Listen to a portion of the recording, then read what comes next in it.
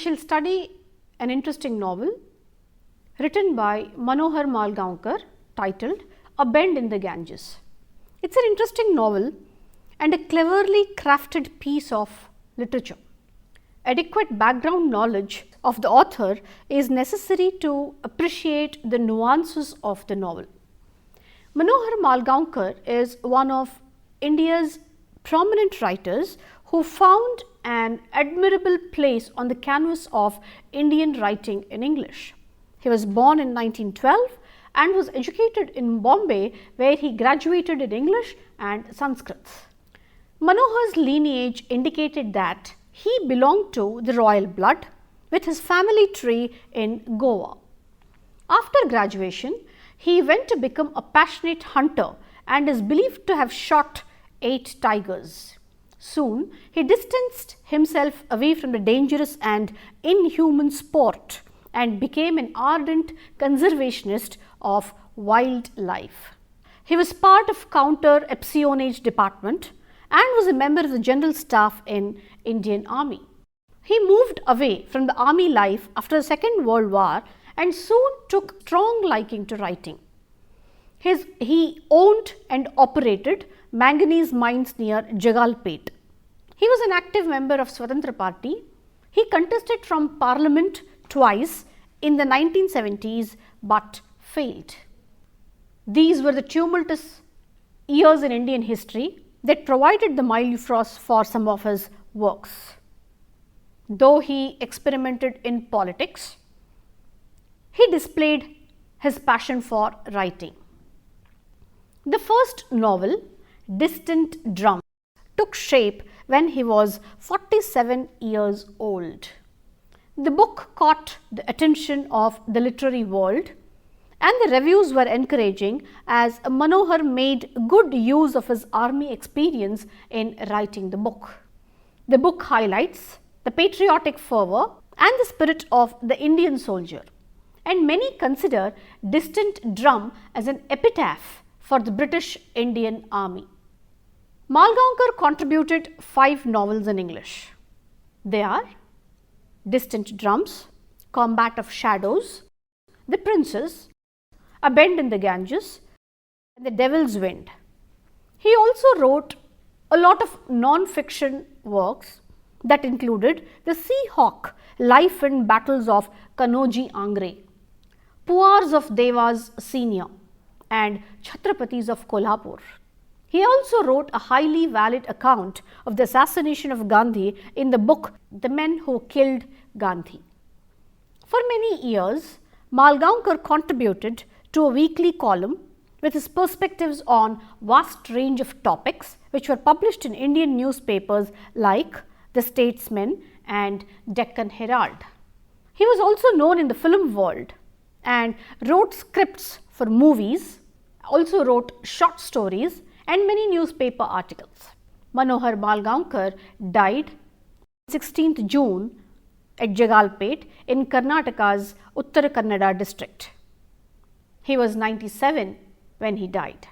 The last Indian writer on the Indian literary arena who could connect his readers with the British Raj made an exit from this mortal world. It was a huge loss to Indian literary world.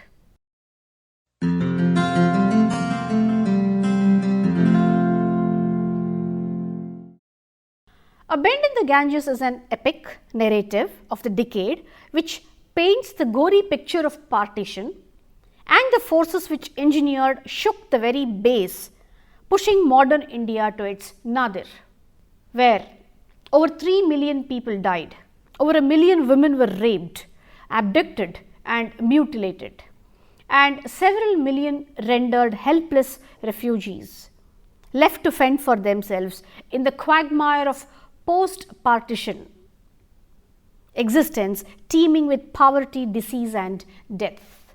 Malgonkar deals with the delicate and knotty issue of the seemingly sudden change which depicted Indian nationalism versus British colonialism.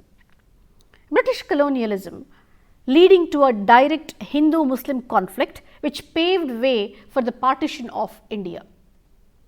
Malgonkar brilliantly and bravely captures the ghastly developments resulting in the wake of partition. The gory screams of the victims, the barbarous treatment meted out to men and women in specific being carried away naked, struggling to escape from the shackles of slavery filled the air. The novel mainly highlights the various phases of transformation of three young men, Gyan Talwar, Debi Dayal and Shafi Usman, as a result of their participation in the events of the years preceding and following the partition of India. These freedom fighters from the Hanuman Club openly abhorred the Gandhian violence and displayed the streak of terrorism. Dissatisfied with Gandhian non-violence, they promote a new religion of brotherhood as they determinedly believed that religious differences among the Indians contribute to their slavery.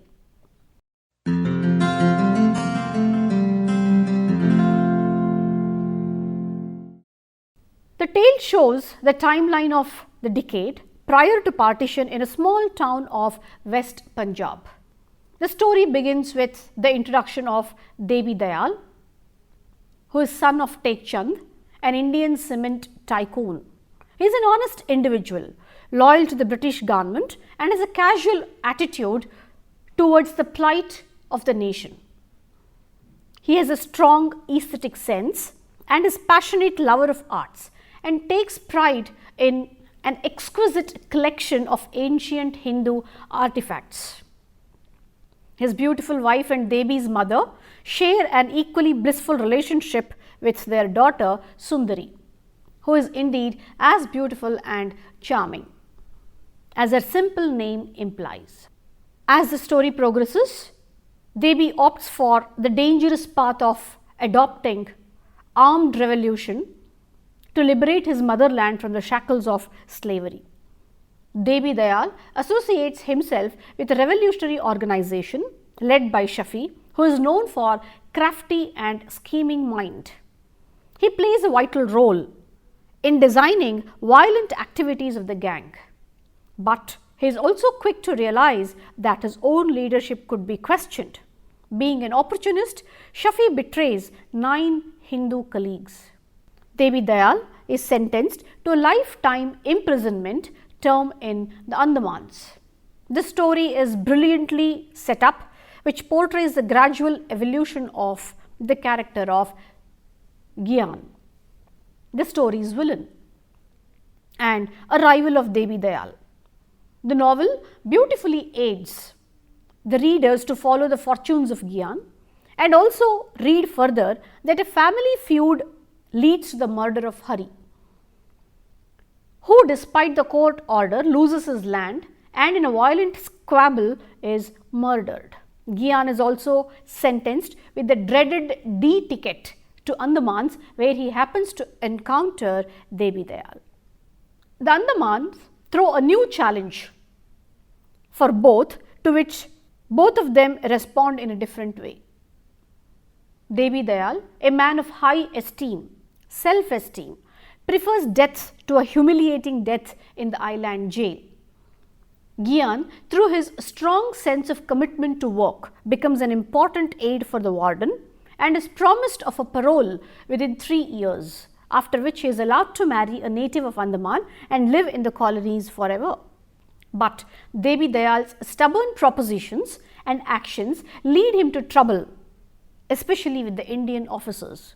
His obstinate spirit attempts a jailbreak, but in a moment of weakness, Gyan betrays him and Debi Dayal's body is assaulted and Gyan is filled with a strong sense of guilt.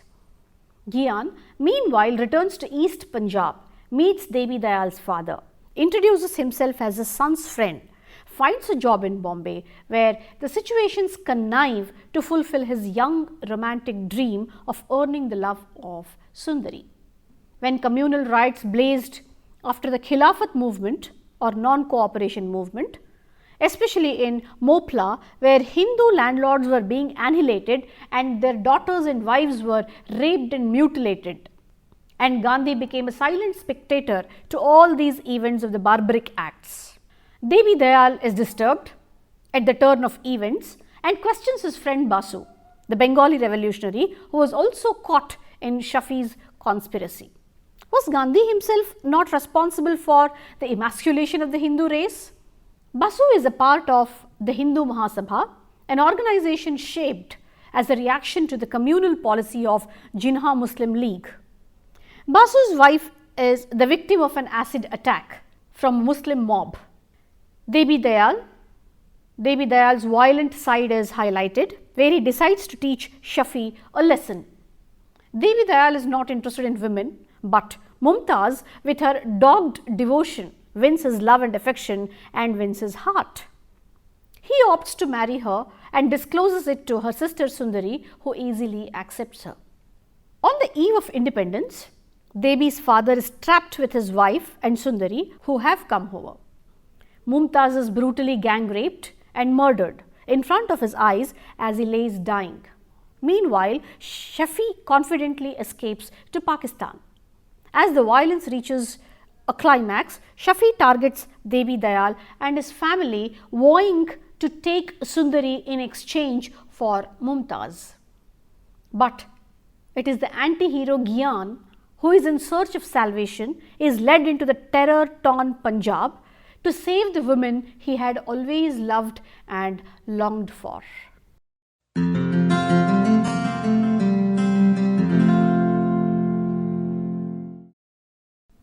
Manohar Malgonkar left an indelible mark on the fascinating canvas of Indian writing in English.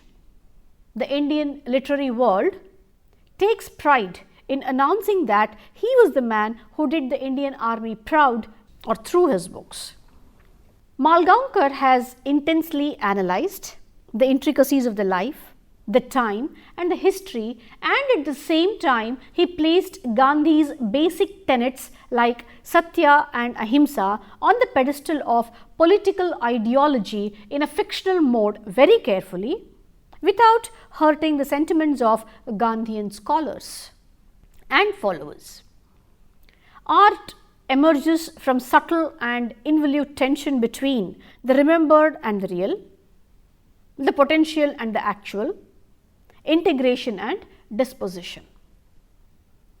This is rather a maxim for all Indian writers and especially for Malgonkar. He begins his novel with the account of Gandhi's basic principles, namely truth, non-violence and Swadeshi and dignity of labour. We watch a scene where the mob is instigated to shun foreign goods and destroy them in fire. Devi, Shafi and Basu are the important characters portrayed by Malgonkar. Devi is the personification of all Gandhian principles. He has a high sense of sacrifice and commitment, who can endure suffering for long, high sense of shrewdness, strong belief in Hindus and Muslims, belief in piety of love and not in the purity of the body. The incidents like killing of a pup, a soldier's attempt to rape his mother, resorted him to violence against colonial injustice. Further, the story proceeds with the scathing attack on Gandhi's ideal of non-violence in the presence of Gandhi's follower. The follower believes in Gandhi just because even Nehru has become his disciple. Shafi Usman, a character, said, "Non-violence is the philosophy of sheep. Creed for cowards, it is the greatest danger to this country."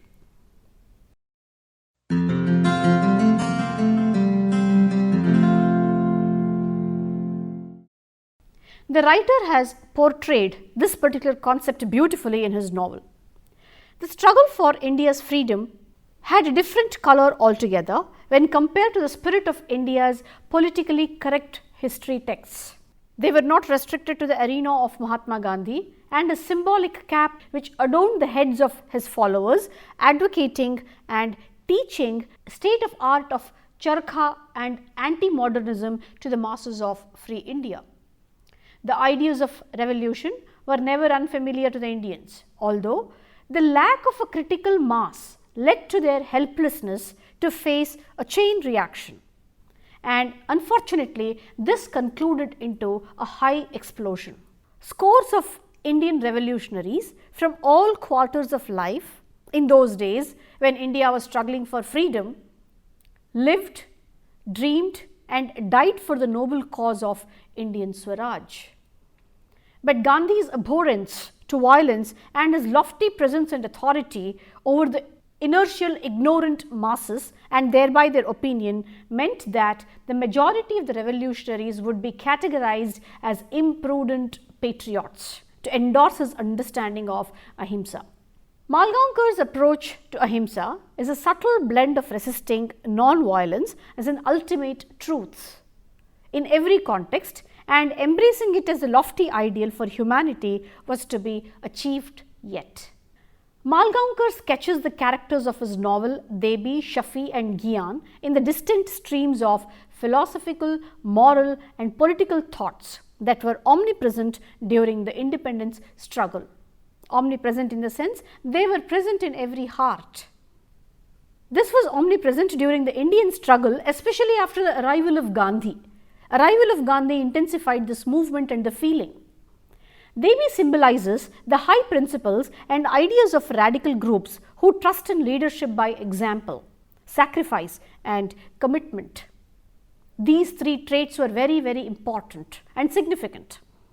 On the other hand, Shafi signifies the nationalist and patriotic leadership of Muslims who later on became separatists. Gyan represents those who are hypocritic and gruesome, unprincipled and parasitic in nature. But they believe in Gandhi just because only he can bring freedom in India. Gyan's evolution in the novel typically represents the Gandhian followers. Gyan's effort of fighting against his irrational and erratic impulse to offer his coat to the fire, drinking beer in slow sips in picnic, to become a spectator to the cold murder of his elder brother as coward, exposes faulty and weak personality. He kills his brother's murderer with the same axe, thus exposing his demonic streak. He also shows his hatred openly towards Tukaram for his so-called deceit. He himself was a swindler in Mulligan of Andaman. He also troubled Devi by demanding money and the photograph of Sundari and her husband. He stoops down further by tearing the photograph and separate Gopal's picture from it. He collects gold coins from Khobri of Ghasita and sells the gold coins, and also lies about his relationship with Devi and wins the emotional proximity of Sundari. These instances expose Gyan's deceitful thought process and personality completely. The theme thus highlights violence that shattered the lives of ordinary men and women, and in the lives of three brilliantly depicted central characters: Gyan, a follower of Gandhi; Devi Dayal, an ardent hedonist and a terrorist; and Devi Dayal's sister Sundari, a cruel woman who holds nothing revered and is in half love with her own brother, which is sinful and heinous.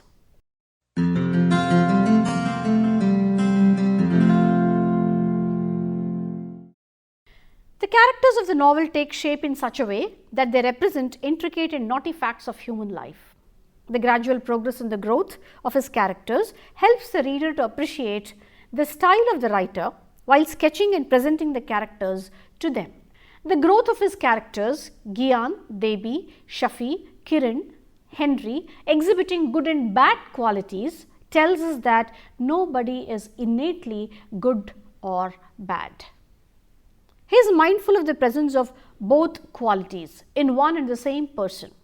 The good often becomes bad by the disparaging acts of others.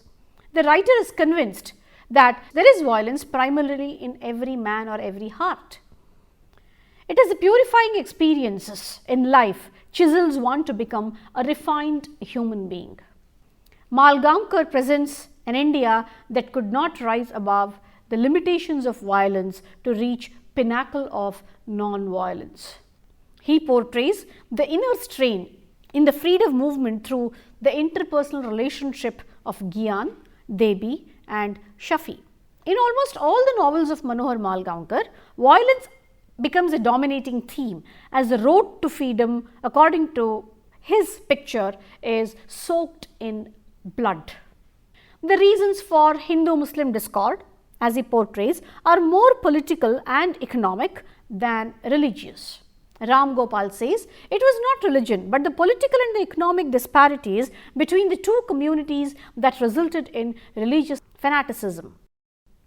He further clarifies that the Hindus, being more educated, got government jobs, and they happened to be leading in the land of aristocracy and the world of commerce.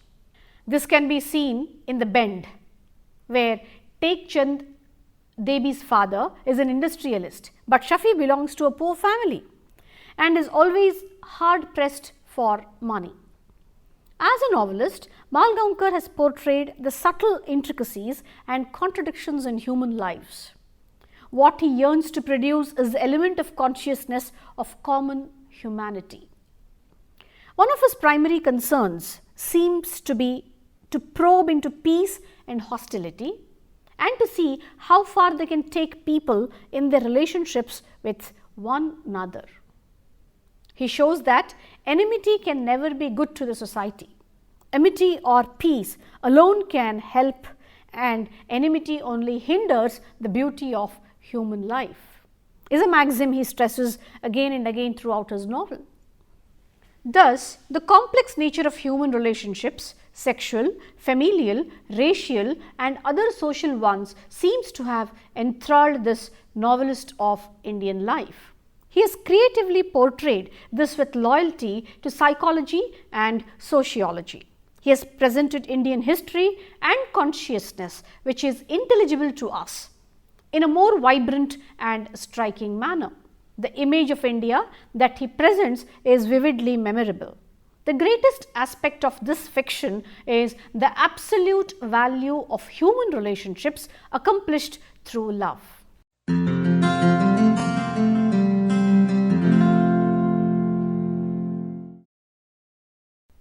Malgonkar admits that as an individual, one may adhere to complete non-violence, as we find in Debi's confidence in Gandhi. Malgonkar brilliantly sketched the character of Debi Dayal, an optimistic protagonist. Personally, I don't think he would retaliate with violence. In his reply to Basu's question, would you remain non-violent if someone threw acid at the girl you loved? Would Gandhi? But when one wishes to have its total acceptance at all the levels, then one will have to consider the values of Hafiz Khan, Ghasita, the big house of Khonseth, the rapist soldier, as well as the state and the ignorance of Shafi Usman, Balban Bahadur, the Indian brigadier in Burma, and also the helplessness of Tukaram and Sundari and many more features. It's an interesting study of different moods of human mind. All virtues of Gandhism are quite visible in his highly translucent character Debi. This novel reveals a sound historical sense and experiments in artistically bringing together the personal and the historical viewpoint in fictional terms. Malgonkar's effort is highly evocative in presenting Debi Dayal's character, as he can only be a laudable and true disciple of Gandhi. It is not so surprising to find that when Gandhi feels dejected, and just before independence in June 1947, he says, I ask nobody to follow me. Everyone should follow his or her own inner voice. Debi Dayal embraces non-violence like Gandhi, and he is also assassinated like Gandhi. Debi's death is unlike Shafi's during partition.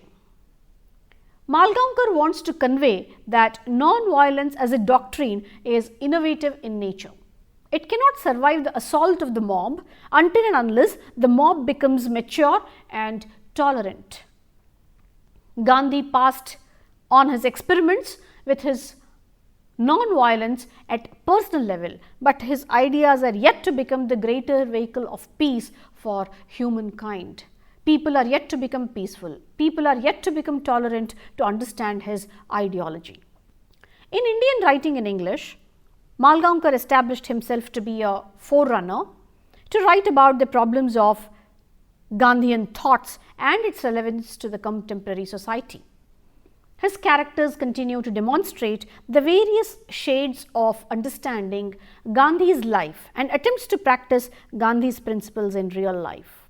The novel, A Bend in the Ganges, remains a classic one.